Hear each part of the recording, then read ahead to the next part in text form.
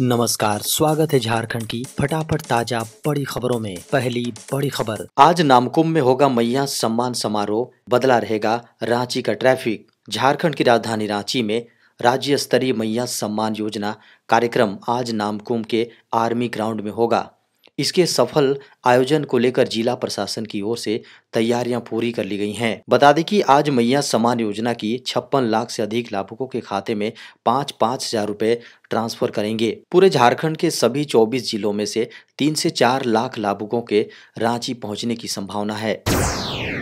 झारखंड के खूंटी में भीषण सड़क हादसा, कार से टक्कर के बाद अनियंत्रित होकर पलटी सड़क पर बस। झारखंड के खूंटी जिले के डोडमा में भीषण सड़क हादसा हुआ है। खबरों की माने तो इस घटना में कई यात्री जख्मी बताए जा रहे हैं। बता दें कि यह घटना खूंटी सिमडेगा मुख्य पथ के डोडमा के समीप यात्रियों से भरी बस और कार के बीच भीषण टक्कर हो गई। टक्कर इतना जबरदस्त था कि कार के परखच्चे उड़ गए और बस सड़क पर पलट गई, जिसमें बस सवार दर्जनों यात्री गंभीर रूप से घायल हो गए हैं। बजट को लेकर झारखंड की जनता से सुझाव लेगी सरकार, सीएम सोरेन ने लॉन्च किया पोर्टल और मोबाइल ऐप। झारखंड सरकार ने वित्त वर्ष 2025-26 के बजट की तैयारी शुरू कर दी है। इसे लेकर सरकार ने आम जनता से सुझाव मांगे हैं। इसके लिए सीएम हेमंत सोरेन ने रविवार की दोपहर अपने आवासीय कार्यालय में आयोजित एक कार्यक्रम के दौरान पोर्टल और मोबाइल ऐप लॉन्च किया है। इसे अबुआ बजट का नाम दिया गया है। झारखंड में हाईवे पर लैंड होगा विमान, 10,168 करोड़ होंगे खर्च। झारखंड में एक हाईवे तैयार हो रहा है। इस हाईवे पर विमानों की लैंडिंग कराने की भी योजना है। बता दें कि इसके लिए 29 किलोमीटर लंबे 4 लेन पर 4 किलोमीटर लंबा एयर स्ट्रिप बनेगा। खबर है कि झारखंड को बिहार से जोड़ने वाले इस हाईवे का निर्माण अप्रैल में शुरू हो जाएगा और 2.5 साल में यह परियोजना पूरा हो जाएगा। रांची में मैया सम्मान योजना समारोह को लेकर ट्रैफिक रूट में हुआ बदलाव, तैनात रहेंगे 5,000 जवान। सोमवार को होने वाले राज्य स्तरीय कार्यक्रम को देखते हुए झारखंड की राजधानी रांची में ट्रैफिक रूट में भी बदलाव किया गया है।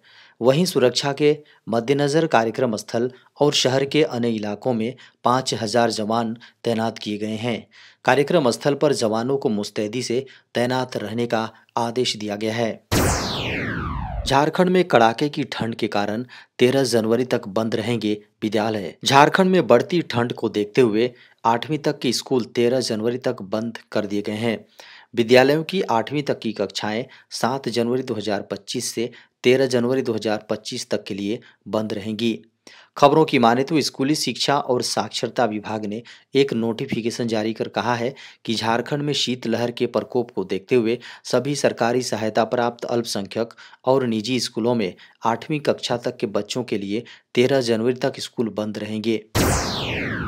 नई दिल्ली में कर्तव्य पथ पर झारखंड की झांकी में दिखेगी रतन टाटा की जीवन यात्रा।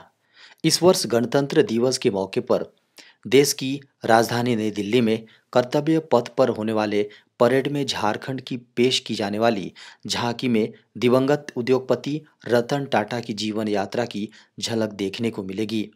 बता दें कि इस झांकी में झारखंड की कला, संस्कृति और नारी सशक्तिकरण के विविध आयाम भी प्रदर्शित होंगे। झांकी के प्रारूप को केंद्र की मंजूरी मिल गई है। कड़ाके की ठंड की चपेट में झारखंड, 5 से 9 जनवरी तक कोहरे के आसार। झारखंड कड़ाके की ठंड का सामना कर रहा है। राज्य के कई इलाकों में पारा 6 डिग्री सेल्सियस से नीचे चला गया है। खबरों की माने तो अगले 3 दिनों में तापमान 2 से 4 डिग्री सेल्सियस तक बढ़ सकता है। वहीं 6-7 जनवरी को सुबह कोहरा छाया रहेगा और बाद में आंशिक रूप से बादल छाए रहेंगे। 8-9 जनवरी को मौसम ऐसा ही बने रहने की संभावना है। आधार कार्ड पर मिलेगा लोन, अब गारंटी की नहीं पड़ेगी जरूरत।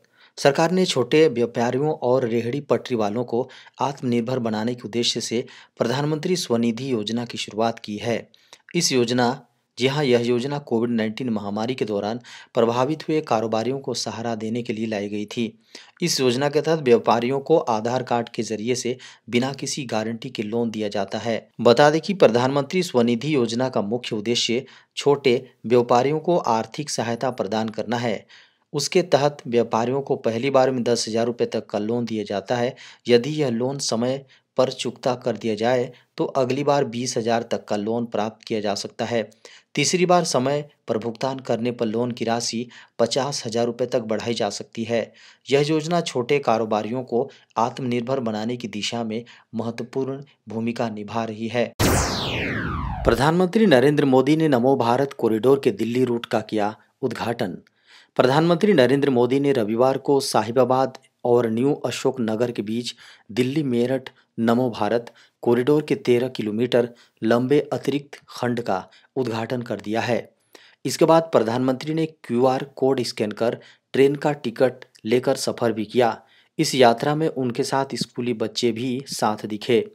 इस दौरान कुछ स्कूली बच्चों से बातचीत भी की। साथ ही बच्चों ने प्रधानमंत्री को तोहफे भी दिए।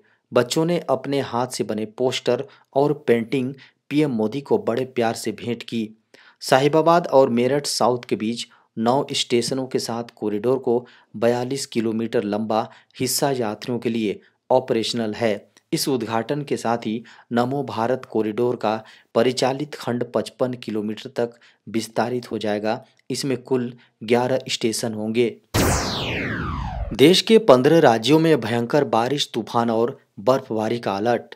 देश भर में आजकल कड़ाके की ठंड पड़ रही है। पहाड़ों पर बर्फबारी और मैदानों में बारिश हो रही है। पहाड़ों से चल रही बर्फीली हवाओं और समुद्र से उठने वाली नमी वाली हवाओं ने शीतलहर चलाई और बारिश करवाई। इससे देश के ज़्यादातर राज्यों में तापमान में काफ़ी गिरावट दर्ज हुई है। घने कोहरे से लोगों को गलन वाली ठंड महसूस हो रही है। बता दें कि दिल्ली एनसीआर समेत उत्तर प्रदेश, हरियाणा, पंजाब, राजस्थान, बिहार, मध्य प्रदेश आदि राज्यों में 2 दिन से बेहद घना कोहरा छाया है। विजिबिलिटी जीरो होने से जहां लोगों को ड्राइविंग में परेशानी हो रही है, वहीं फ्लाइट्स और ट्रेनें भी लेट हो रही हैं। ताज़ा पश्चिमी विक्षोभ एक्टिव होने का अलर्ट है। मौसम विभाग के अनुसार अगले 7 दिन में ऊंचाई वाले इलाकों में भारी बर्फबारी और मैदानी इलाकों में बारिश होने, कोहरा छाने और शीतलहर चलने की संभावना है। चीन के नए वायरस से दुनिया भर में दहशत, भारत भी सतर्क। चीन के नए वायरस को लेकर दुनिया भर में दहशत का माहौल है। हर किसी के जेहन में बस एक ही डर है कि कहीं कोरोना वायरस संक्रमण की तरह ये भी जानलेवा नहीं है। सांसों पर आफत का सबब बनने वाले इस वायरल का नाम HMPV human Meta Numa virus है। कहा जा रहा है कि इस वायरस की कोई वैक्सीन नहीं है। भारत में भी इस वायरस से लोग डरे हुए हैं। कोरोना का दौर याद आने लगा है। WHO यानी विश्व स्वास्थ्य संगठन ने इस चीन से इस वायरस के बारे में जानकारी मांगी है। हालांकि चीन का कहना है कि वहां स्थिति सामान्य है और डरने की बात नहीं है। चीन का नया वायरस ह्यूमन मेटान्यूमो वायरस, जिसे HMPV के नाम से भी जाना जाता है, एक प्रकार का सामान्य श्वसन वायरस है जो सभी उम्र के लोगों में फैल सकता है। इस वायरस का ज़्यादा असर बुजुर्गों और छोटे बच्चों पर होने की आशंका है। वायरस से संक्रमित व्यक्ति के संपर्क में अगर आप आते हैं तो आप भी इस वायरस से संक्रमित हो सकते हैं। कभी भी जारी हो सकता है सीटेट परीक्षा का रिजल्ट। सीटेट केंद्रीय शिक्षक पात्रता परीक्षा दिसंबर 2024 का आयोजन 14 दिसंबर 2024 को हुआ था। परीक्षा में लाखों अभ्यर्थी शामिल हुए थे। अब सभी को रिजल्ट का बेसब्री से जारी होने का इंतज़ार है। अगर आपने भी इस परीक्षा में भाग लिया है तो यह जानकारी आपके लिए ही है। CBSE जल्द ही सीटेट का रिजल्ट घोषित करने वाली है। रिजल्ट से संबंधित सभी अपडेट आप सीटेट की आधिकारिक वेबसाइट ctet.nic.in पर देख सकते हैं। CBSE ने 1 जनवरी 2025 को सीटेट आंसर की जारी की थी। इसके बाद से अभ्यर्थी रिजल्ट का इंतजार कर रहे हैं। मीडिया की खबरों को माने तो सीटेट का रिजल्ट 10 से 12 जनवरी 2025 के बीच जारी किया जा सकता है। सभी उम्मीदवारों को सलाह दी जाती है कि वे नियमित रूप से आधिकारिक वेबसाइट पर नज़र बनाए रखें। 2025 में $50 अरब के पार पहुंचेगा भारत का स्मार्टफोन बाजार। स्थानीय विनिर्माण पर जोर के कारण देश का स्मार्टफोन बाजार 2025 तक $50 अरब यानी 4.29 लाख करोड़ रुपए के पार पहुंच जाएगा। काउंटर पॉइंट की रिपोर्ट के अनुसार भारत की स्मार्टफोन बाजार का खुदरा औसत बिक्री कीमत ASP का इस साल पहली बार $300 यानी 25,700 रुपये के पार पहुंचने की संभावना है। रिपोर्ट में कहा गया है कि एप्पल और सैमसंग प्रीमियम और अल्ट्रा प्रीमियम सेगमेंट में प्रतिस्पर्धी विकल्प पेश कर जी हां इस बदलाव का नेतृत्व कर रहे हैं। 2021 में भारतीय स्मार्टफोन बाजार 37.9 अरब डॉलर लगभग 3.25 लाख करोड़ रुपए होने का अनुमान लगाया गया था। एप्पल इंडिया की आय वित्त वर्ष 2024 में मोबाइल फोन से 67,121 करोड़ रुपए थी। सैमसंग ने 71,157 करोड़ रुपए का राजस्व रिकॉर्ड किया गया। वीवो, ओप्पो और वन प्लस जैसे चीनी ब्रांड किफायती प्रीमियम श्रेणी में 30,000 से 45,000 रुपए के बीच बेहतर कैमरा सिस्टम आदि की पेशकश करके ग्राहकों को आकर्षित कर रहे हैं। भारत बना तीसरा सबसे बड़ा नेटवर्क, इतना किलोमीटर फैला मेट्रो का जाल। भारत अब दुनिया का तीसरा सबसे बड़ा मेट्रो नेटवर्क वाला देश बन गया है। भारत में मेट्रो रेल नेटवर्क 1,000 किलोमीटर तक विस्तारित हो गया है और इतने बड़े मेट्रो नेटवर्क के साथ भारत चीन और अमेरिका के बाद दुनिया का तीसरा सबसे बड़ा मेट्रो रेल नेटवर्क वाला देश बन गया है। बता दें कि नमो भारत ट्रेनों ने अब तक 50 लाख यात्रियों को सेवा प्रदान की है।